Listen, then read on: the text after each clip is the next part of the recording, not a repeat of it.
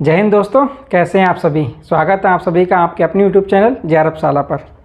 जैसा कि आप सभी जानते हैं, हमने UGC नेट प्रथम प्रश्न पत्र की क्लास शुरू की थी, जिसमें आपने पहली क्लास पढ़ी थी। पहली क्लास में आपने क्या क्या पढ़ा था वो देख लेते हैं। पहली क्लास में आपने पढ़ा था UGC नेट फर्स्ट पेपर के लिए क्लास चल रही है, और ये आपकी क्लास सेकंड है। पहली क्लास में आपने जो पढ़ा था वो देख लेते हैं एक बार। टीचिंग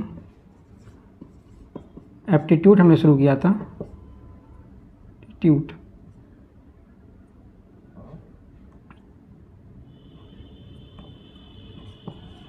एप्टीट्यूड शिक्षण अभिक्षमता से बोलते हैं, ये शुरू किया था। इसमें आपने देख लिया था शिक्षण का अर्थ, अधिगम और शिक्षण अधिगम संबंध। अधिगम संबंध इतना आपने पहली क्लास में देख लिया था। शिक्षण का अर्थ देख लिया था, अधिगम को देख लिया था, और शिक्षण अधिगम संबंध हमने पढ़ा था, जिसमें आपने शिक्षण के अर्थ को दो रूपों में समझा था, अधिगम को दो रूपों में समझा था, और शिक्षण अधिगम संबंध को आपने पढ़ा था कि किस प्रकार से शिक्षण है हमारा अधिगम से संबंधित है। तो अगर आपने वो क्लास नहीं देखी है तो वो क्लास आप देखाएं, उसके बाद आप इस क्लास को देखेंगे तो आपको ये क्लास ज़्यादा समझ में आएगी। आज हम पढ़ेंगे एक बहुत ही महत्वपूर्ण टॉपिक के बारे में, जो आपके सब्जेक्ट में UGC नेट फर्स्ट पेपर में उसका क्वेश्चन आपके एग्जाम में बनता ही बनता है। क्लास सेकंड है ताकि आपको याद रहे। उससे पहले आज हम दो चीज़ों पर चर्चा करेंगे। एक शिक्षण की परिभाषा आप देखेंगे, शिक्षण की परिभाषा, और दूसरा आप देखेंगे अधिगम सूत्र के बारे में। अधिगम सूत्र, अधिगम सूत्र क्या होता है? अधिगम सूत्र से आपके एग्जाम में क्वेश्चन लगभग बनता है प्रत्येक वर्ष। लगभग इससे कोई ना कोई क्वेश्चन एग्जामिनर पूछ ही लेता है, और इससे काफ़ी महत्वपूर्ण क्वेश्चन बनते हैं। तो आप आज इससे देखेंगे। चलिए तो शुरू करते हैं आपका शिक्षण। पहले आप देख लेते हैं शिक्षण की परिभाषा के लिए। शिक्षण की परिभाषा क्या कहती है?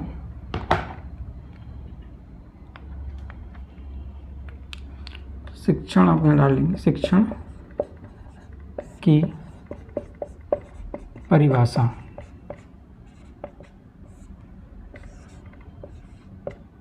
आपने शिक्षण के अर्थ को पढ़ा था कि शिक्षण क्या है? सीखने और सिखाने की एक प्रक्रिया है। इसमें आप देखेंगे शिक्षण की परिभाषा में आप लिखेंगे शिक्षण क्या है? शिक्षण अधिगम प्रक्रिया। शिक्षण जो है अधिगम प्रक्रिया की उद्देश्यपूर्ण दिशा है, कि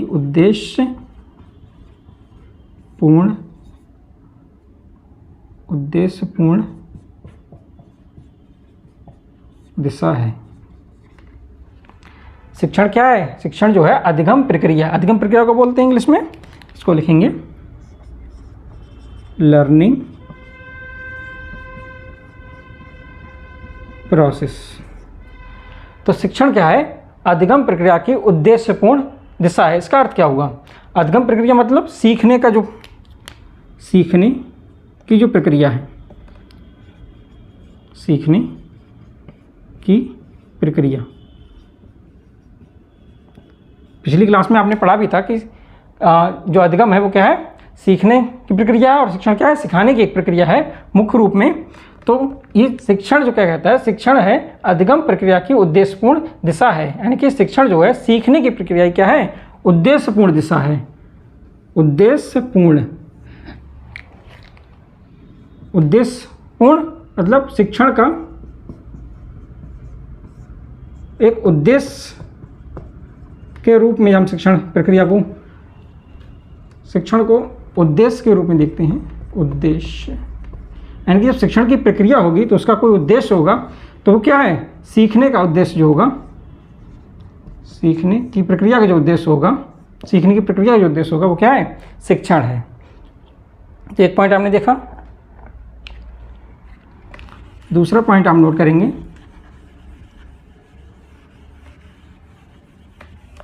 सेकंड पॉइंट, शिक्षण, इसमें आप लिखेंगे शिक्षण छात्रों में शिक्षण छात्रों में अपेक्षाकृत स्थायी परिवर्तन की प्रक्रिया है। इसको समझते हैं। शिक्षण क्या है, शिक्षण छात्रों में अपेक्षाकृत स्थायी परिवर्तन की प्रक्रिया है। शिक्षण मतलब हमने आपको पिछली क्लास में भी बताया था कि शिक्षण को आप किससे जोड़ के देखेंगे, कक्षा शिक्षण से जोड़ के देखेंगे। तो कक्षा शिक्षण क्या करता है, जो छात्र होते हैं कक्षा में, अगर कोई टीचर पढ़ाने आता है तो क्या करता है, जो छात्र वहाँ बैठे होते हैं, जो छात्र कक्षा में उपस्थित होते हैं, उनमें क्या करेगा, स्थायी परिवर्तन, चाहे उनके व्यवहार में परिवर्तन हो, वो अभी आगे हम देखेंगे कि शिक्षा से किन किन चीज़ों में परिवर्तन होता है। तो या व्यवहार या ज्ञान में जो परिवर्तन होता है वो क्या होता है, स्थायी परिवर्तन होता है। तो शिक्षा, ये दूसरा नंबर पॉइंट था, क्या है, शिक्षण छात्रों में अपेक्षाकृत, जितनी उनसे अपेक्षा है उसके आधार पर ही स्थायी परिवर्तन की प्रक्रिया है। क्या आपने देखा। अगला पॉइंट आप देखेंगे, इसी में देखते हैं,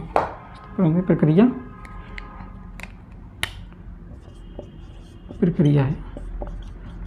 तीसरा पॉइंट यही देख लेंगे हम कि शिक्षण क्या है। शिक्षण एक योजनाबद्ध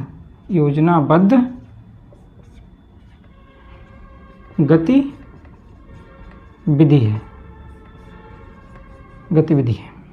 शिक्षण कैसी गतिविधि है, एक योजनाबद्ध गतिविधि है, यानी प्लानिंग के आधार पर ये होती है। प्लानिंग, जैसे आप किसी भी क्लास में जब एडमिशन लेते हैं, किसी भी स्कूल में एडमिशन लेते हैं, तो क्या करता है, जैसे आपने किसी स्कूल में गए और उसमें क्या किया, आपने क्लास फर्स्ट में एडमिशन लिया, तो शिक्षण उसमें जब शुरू होता है तो क्या होता है, मोस्टली जुलाई में या जून या जुलाई में आपका एडमिशन होता है, और आगे जाकर आपका जो है मार्च या अप्रैल में आपका एग्ज़ाम होते हैं। तो क्या होता है, एक प्रक्रिया के आधार पर चलता है।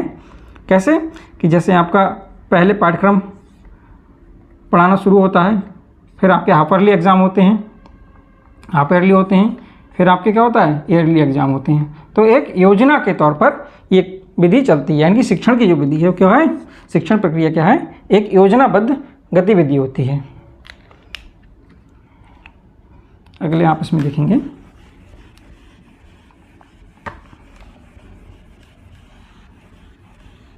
शिक्षण के बारे में अगला पॉइंट आप नोट करेंगे। शिक्षण क्या करते हैं, चौथा पॉइंट, शिक्षण पूर्व निर्देशित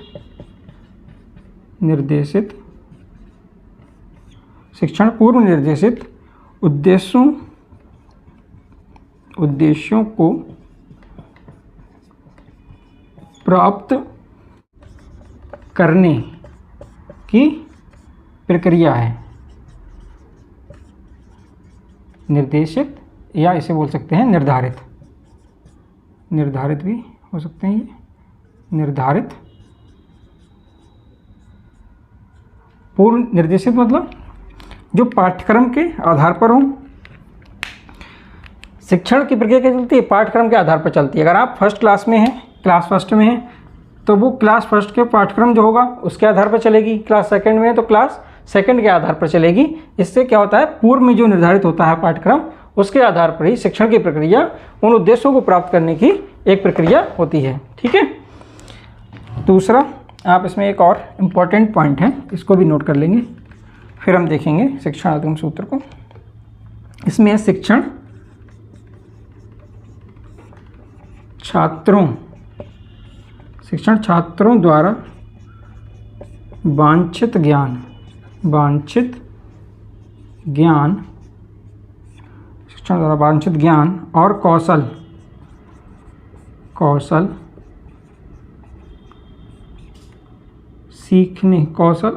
सीखने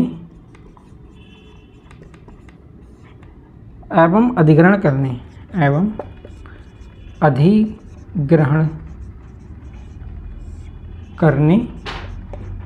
की प्रक्रिया है। शिक्षण क्या है? छात्रों द्वारा, जो छात्र शिक्षा ले रहे हैं उनके द्वारा वांछित ज्ञान, जो भी उन्हें ज्ञान प्राप्त हो रहा है उस ज्ञान और कौशल सीखने, जो भी कौशल उन्हें सिखाया जा रहा है उसको सीखने एवं अधिग्रहण करने और उसको अपने आप में ग्रहण करने की प्रक्रिया है। शिक्षण क्या है? वांछित ज्ञान और कौशल सीखने और उसको अधिग्रहण करने की प्रक्रिया है। क्यों? ऐसा क्यों किया जाता है? ऐसा इसलिए जिससे वे समाज में, कौन? छात्र समाज में बेहतर जीवन यापन कर सकें। तो शिक्षण क्या है? शिक्षण छात्रों द्वारा वांछित ज्ञान और कौशल सीखने एवं अधिग्रहण करने की प्रक्रिया है, जिससे छात्र क्या करते हैं, अगर वांछित ज्ञान उन्हें प्राप्त हो जाता है, उन्हें कौशल प्राप्त हो जाता है किसी चीज़ का, जैसे चाहे वो संगीत को लेकर हो, चाहे किसी भी अन्य में उसे कौशल के महारत हासिल कर जाए, वैज्ञानिक क्षेत्र में हो, विज्ञान के क्षेत्र में या साइंस एंड टेक जिसे बोलते हैं उसके क्षेत्र में, या किसी अन्य क्षेत्र में उसे कौशल प्राप्ति हो जाती है, तो उससे क्या होता है? उससे वे समाज में एक बेहतर जीवन यापन कर सकते हैं। इसीलिए शिक्षण की प्रक्रिया में कौशल और ज्ञान छिपा होता है। ठीक है, चलिए, आपने देखा शिक्षण की परिभाषा को। अब हम अगले बढ़ते हैं इससे, और कुछ पॉइंट आप शिक्षण के बारे में नोट कर लेंगे जो आपके एग्जाम में पूछे भी जाते हैं। वो क्या है, एक बार देख लेंगे शिक्षण के बारे में पॉइंट क्या क्या है।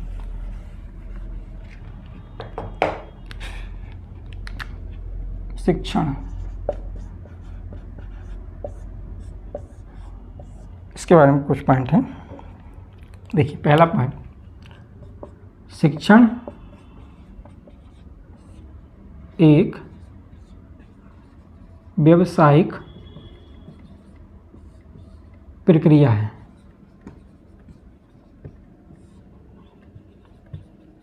अब इसमें बहुत से छात्र जो हैं हमारे कंफ्यूज हो जाते हैं कि अगर कहीं स्टेटमेंट में यह जाता है कि शिक्षण क्या है, एक व्यावसायिक प्रक्रिया है, तो वह उनका मानना ऐसा है कि शिक्षण कोई व्यवसाय नहीं है। लेकिन जो वास्तविकता है वो ये है कि शिक्षण क्या है, एक व्यावसायिक प्रक्रिया है, एक बिजनेस प्रक्रिया है, जिससे शिक्षक क्या करते हैं, अपने जीवन यापन करते हैं। आप ये आपने देखा था, शिक्षक का भी जीवन यापन होता है और छात्र का भी, उससे अगर सीखने की प्रक्रिया से छात्र का जीवन यापन होता है। और शिक्षण करके क्या होता है, शिक्षक जो शिक्षण आपको दे रहा होता है वो भी अपनी जीविका चलाने के लिए क्या करता है, शिक्षण प्रक्रिया देता है, तो वो क्या है, एक व्यावसायिक प्रक्रिया हो जाएगी। तो अगर कभी स्टेटमेंट में ऐसा पूछ लिया जाता है, वैसे बहुत बार ये क्वेश्चन आया भी है कि शिक्षण एक व्यावसायिक प्रक्रिया है या नहीं है, ये कथन सही है या गलत है, तो आप क्या करेंगे, ये कथन क्या है होगा, बिल्कुल सही हो जाएगा। शिक्षण एक व्यावसायिक प्रक्रिया है। ऐसे ही दूसरा पॉइंट आप नोट करेंगे, शिक्षण एक सामाजिक प्रक्रिया है। इसके बारे में पिछली क्लास में भी चर्चा की थी। शिक्षण क्या है, एक सामाजिक प्रक्रिया है, यानी कि समाज के साथ इसको पढ़ाया तो क्या है, शिक्षण एक सामाजिक प्रक्रिया है। तीसरा आप नोट कर लेंगे इसमें, शिक्षण एक बौद्धिक प्रक्रिया है। शिक्षण क्या है, शिक्षण एक बौद्धिक प्रक्रिया है। तो तीन बातें आप यहाँ नोट कीजिए, शिक्षण एक व्यावसायिक प्रक्रिया है, एक सामाजिक प्रक्रिया और एक बौद्धिक प्रक्रिया है। तो ये तीन पॉइंट आप और नोट कर लेंगे, इससे ये आपके क्वेश्चन कभी भी एग्जाम में अगर बनते हैं तो आप इसका जवाब दे सकें। ठीक है, चलिए अब बढ़ते हैं हम अपने एक ऐसे टॉपिक की ओर जो आपके एग्ज़ाम में एक महत्वपूर्ण भूमिका निभाता है और उससे लगभग क्वेश्चन आपका एग्ज़ाम में बनता ही बनता है। ठीक है, तो हम शुरू करते हैं। क्या था वो, मैंने बताया था आपको, पिछली क्लास में भी आपको बताया था और क्लास के शुरू में भी आपको बताया था, वो है अधिगम सूत्र। अधिगम सूत्र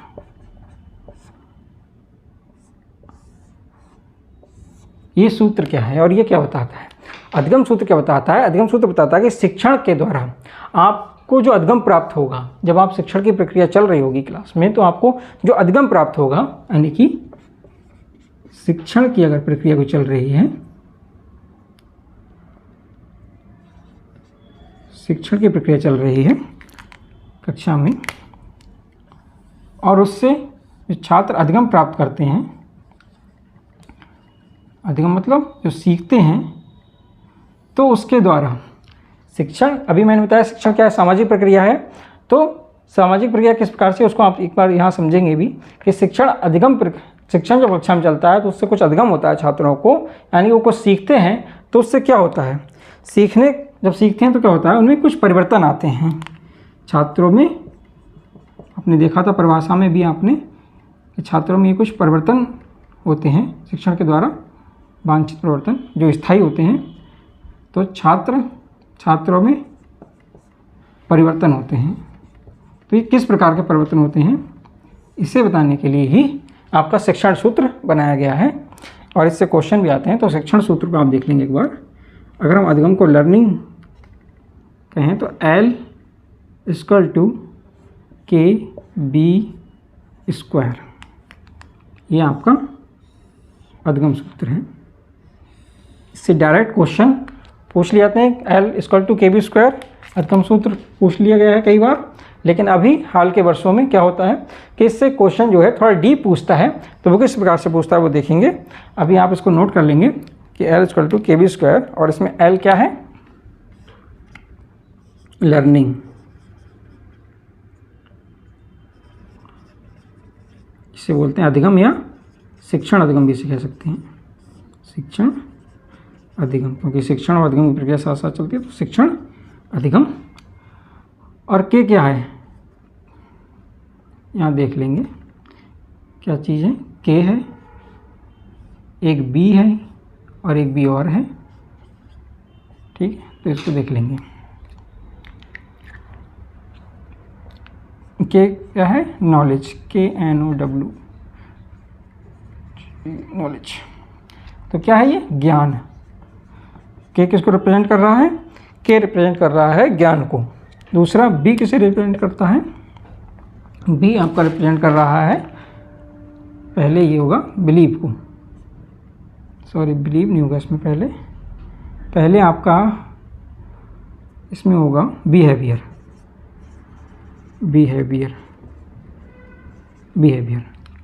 ये व्यवहार को,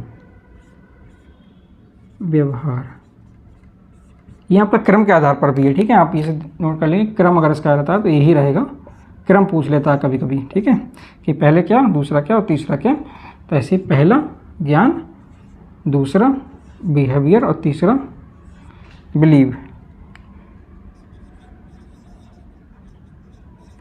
यानी कि विश्वास। तो मैंने बताया कि जब शिक्षण की प्रक्रिया चलती है तो क्या होता है, छात्र कुछ सीखते हैं और उनमें क्या परिवर्तन होता है। तो उनमें क्या परिवर्तन होता है, सबसे पहले के कि ज्ञान जो होता है, नॉलेज। तो इसमें क्या होता है, ज्ञान में परिवर्तन, इसे बोलते हैं ज्ञान में परिवर्तन। आपने देखा होगा जब भी आप कक्षा में जाते हैं, जैसे आप क्लास फर्स्ट में थे, घर पे थे, तो आपको शुरू में जब क्लास फर्स्ट में आप आए तो आपने क्या किया, सबसे पहले छोटा बड़ा यानी कि वर्णमाला का ज्ञान लिया, वर्णमाला का ज्ञान लिया। जब आपको इसका ज्ञान हो गया फिर क्या हुआ, आप जैसे क्लास सेकंड में आए तो आपको क्या हुआ, शब्दों का ज्ञान होना शुरू हुआ। तो धीरे धीरे क्या हुआ, आपके ज्ञान में परिवर्तन हुआ। पहले आपने वर्णमाला सीखी, फिर आपने शब्दों को देखा, शब्दों के बाद आप वाक्यों को सीखना शुरू किए। तो इस प्रकार से क्या हुआ, धीरे धीरे आपके ज्ञान में परिवर्तन हुआ और आज आप हायर एजुकेशन में हैं तो आपका ज्ञान जो है उसमें जब आप क्लास फर्स्ट में थे उससे काफ़ी ज़्यादा बढ़ चुका है, तो आपके ज्ञान में एक परिवर्तन आया है। तो शिक्षण की प्रक्रिया क्या करती है, आपके ज्ञान में परिवर्तन करती है। दूसरा क्या करती है, आपके व्यवहार में परिवर्तन करती है। दूसरा है व्यवहार में परिवर्तन। व्यवहार में परिवर्तन आपने देखा होगा कि जो लोग पढ़े हुए हैं, पढ़े लिखे लोग हैं, जैसे क्लास फर्स्ट में अगर कोई था तो और वो क्लास आज आप क्लास फर्स्ट में जैसे थे और आप आज आप हायर एजुकेशन में हैं तो आपका क्या हुआ है, धीरे धीरे व्यवहार में भी परिवर्तन हुआ है। यानी कि पहले आपका ज्ञान में परिवर्तन हुआ, उसके बाद आपका क्या हुआ, व्यवहार में भी ज्ञान के साथ साथ परिवर्तन होगा। जैसे ही आपको किसी चीज़ के नॉलेज हो जाती है, किसी चीज़ का ज्ञान हो जाता है तो उसके प्रति आपका व्यवहार भी चेंज होने लगता है। तो क्या होता है, व्यवहार आपका चेंज हुआ, पहले ज्ञान आपका चेंज हुआ, फिर व्यवहार चेंज हुआ।